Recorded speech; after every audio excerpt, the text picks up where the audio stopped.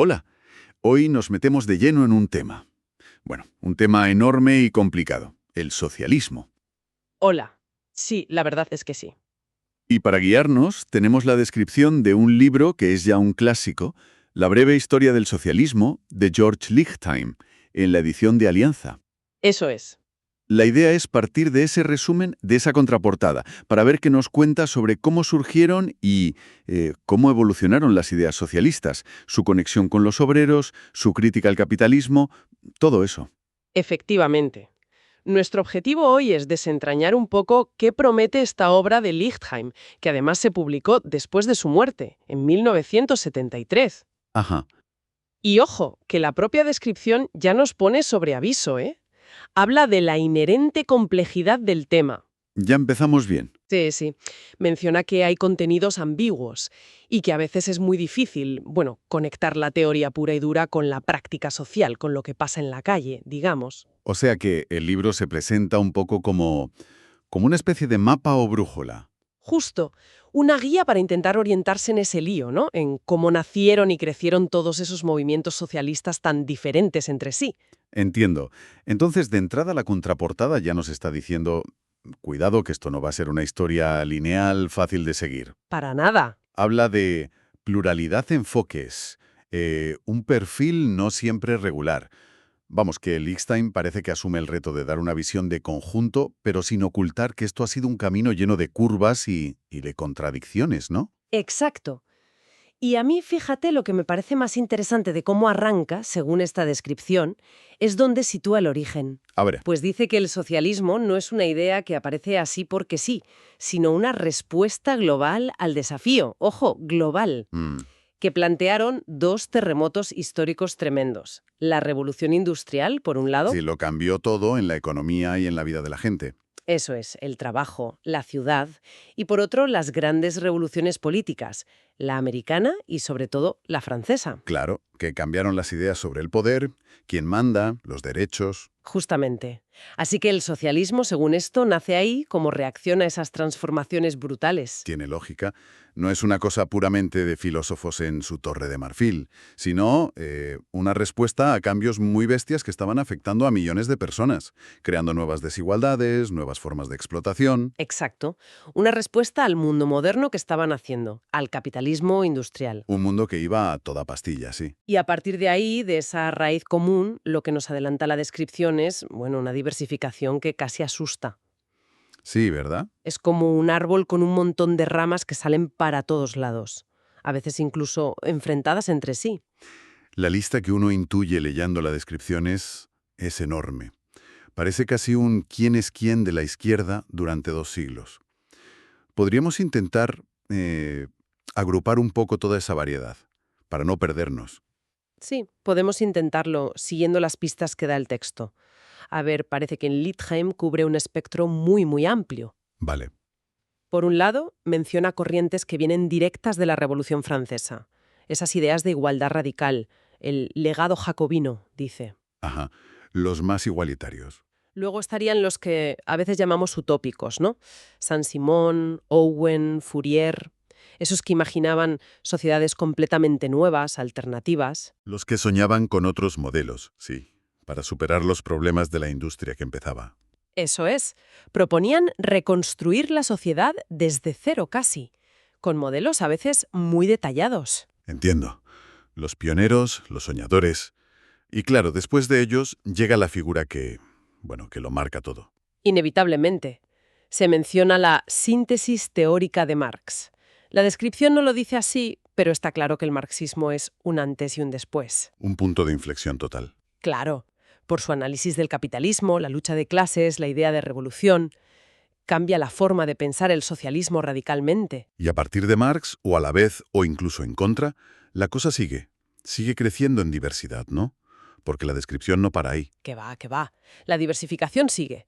Mira, habla del movimiento populista ruso. Ah, sí, algo muy específico de Rusia, ¿no? Más agrario. Muy particular, sí. Distinto del marxismo más centrado en el obrero industrial de Europa. Luego, el anarquismo. Cita a Proudhon. El de la propiedad es un robo. Ese mismo. Y a Bakunin, claro, el gran rival de Marx en la Primera Internacional, los que querían abolir el Estado por completo. Dos corrientes potentes. Y luego, como no, se mete con el comunismo soviético, que, bueno, marcó el siglo XX de una manera brutal. Ya te digo.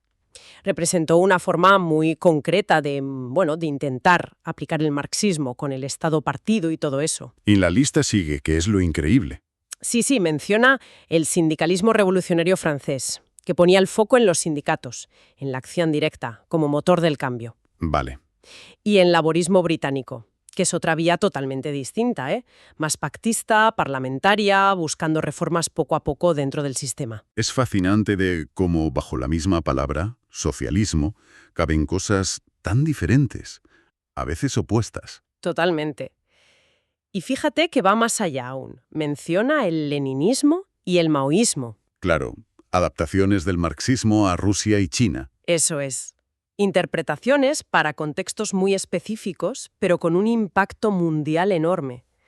Y para que no falte de nada, hasta nombra corrientes neopopulistas del tercer mundo. O sea que reconoce que esto no fue solo cosa de Europa. Exacto.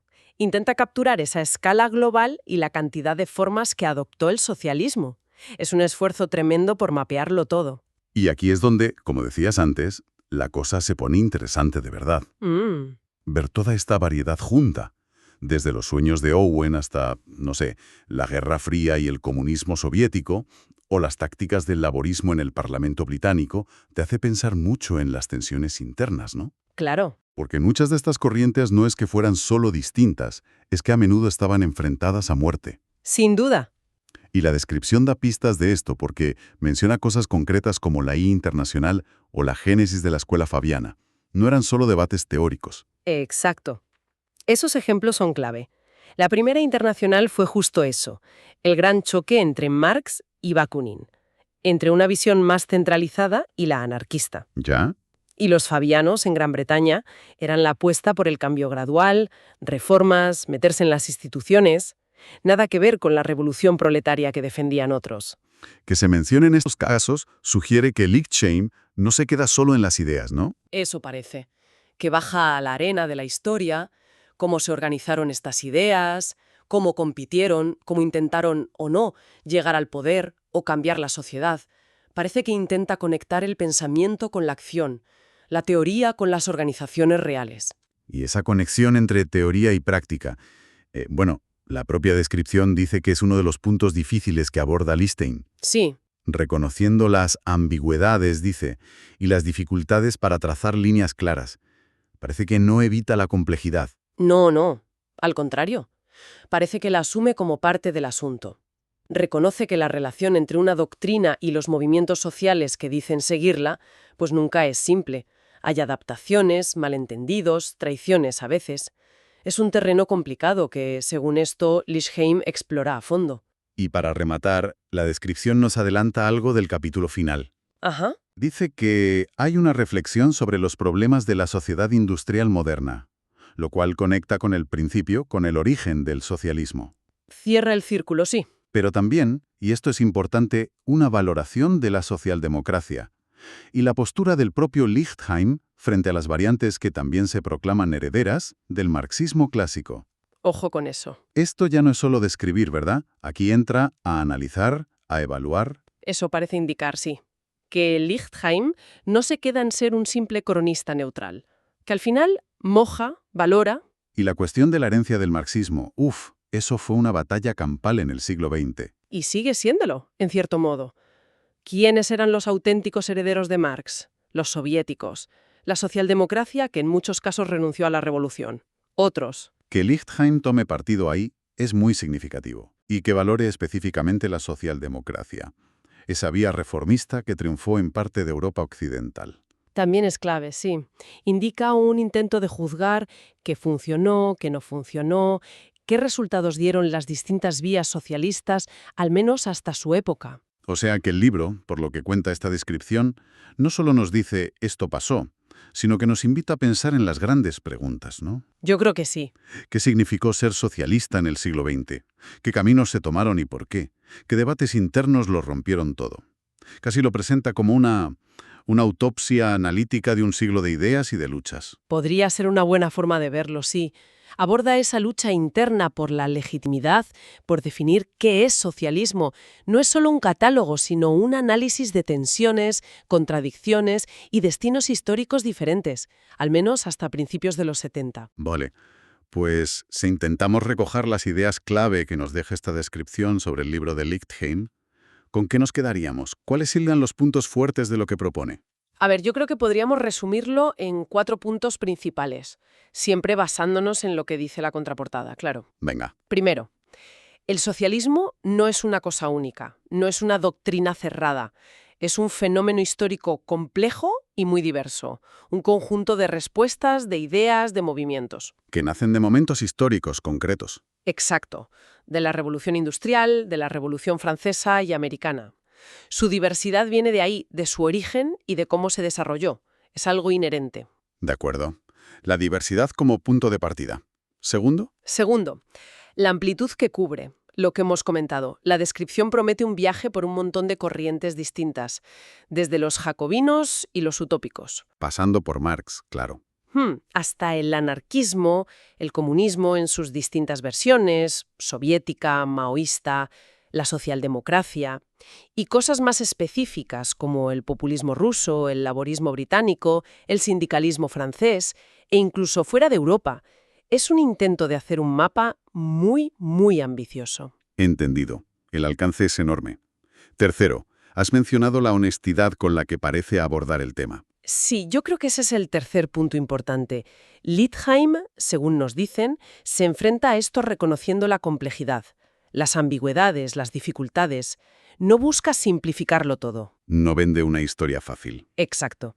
Parece muy consciente de lo difícil que es conectar bien la teoría con la práctica, las ideas con la gente que las sigue o las cambia. No oculta los problemas del tema. Vale. Y por último, ese toque analítico de evaluación. Ese es el cuarto punto clave, sí. El libro no se quedaría solo en describir.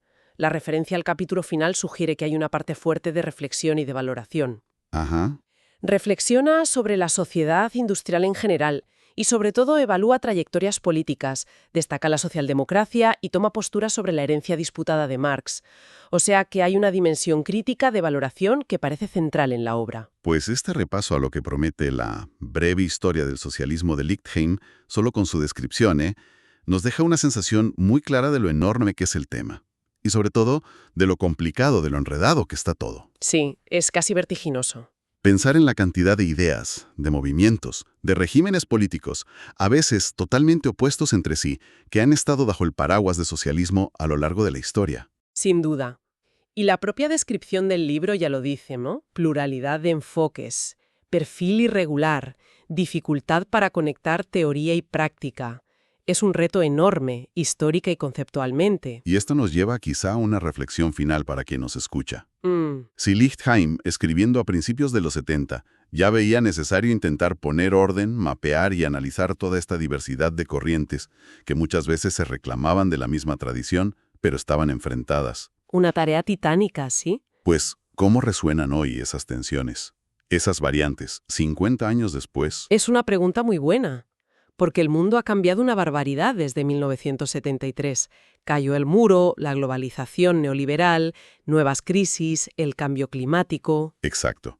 Entonces, la pregunta que quizá podríamos dejar ahí flotando, inspirada por esto que ofrecía Lichtheim, es, de toda esa galaxia de corrientes históricas que él estudió, El anarquismo, la socialdemocracia, el comunismo, las variantes del tercer mundo. de todo eso, ¿qué elementos siguen vivos hoy?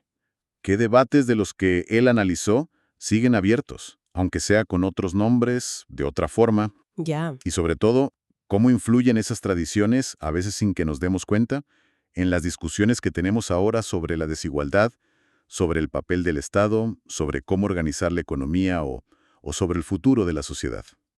Una pregunta que desde luego sigue totalmente abierta, mucho después de que Lichtheim intentara arrojar luz sobre esta historia tan fascinante como compleja.